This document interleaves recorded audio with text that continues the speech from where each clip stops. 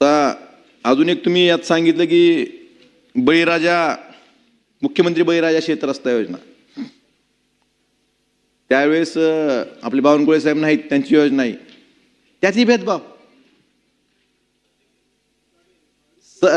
सत्ताधारी आमदारांना 7.5 कोटी आणि विरोधी आमदाराला 2.5 कोटी. का? आमच्या मतदारसंघात शेतकरी नाहीत, आमच्या मतदारसंघात शेतकऱ्यांनी शेतापर्यंत जाऊ नये. कुठपर्यंत राजकारण करणार नाही तुम्ही? राजकारणाच्या ठिकाणी राजकारण करा, पण तुम्ही शेतकऱ्याच्या बाबतीत हे राजकारण करता. 19चा शेतकरी 24ला त्याला नाही द्यायचं, 26ला नाही द्यायचं. आपल्याला 19ला आमदार होऊ वाटतं, परत 24ला होऊ वाटतं ना. मग शेतकऱ्याला 19ला कर्जमाफी मिळालं, त्याला 26ला मिळू नये का कर्जमाफी? का? म्हणजे आपल्याला सगळं पाहिजे. आपल्याला 19ला पण आमदार पाहिजे, 24ला पण पाहिजे, पुढे 29ची पण अपेक्षा. आणि मात्र 19ला जे कर्जमाफी घेतली त्यांनी महात्मा फुलेमध्ये, त्यांना 26च्या कर्जमाफीत नाही. हा का अन्याय? स्वतःहून बघा ना. मग आपण ठरवू, आपण 19ला आमदार झालो, 24ला कशाला आमदार व्हायचं? सर्वसामान्य शेतकरी हौसेने जातो का थकबाकीत?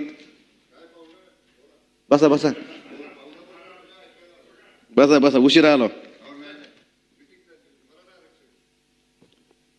मग शेतकऱ्यांच्या बाबतीत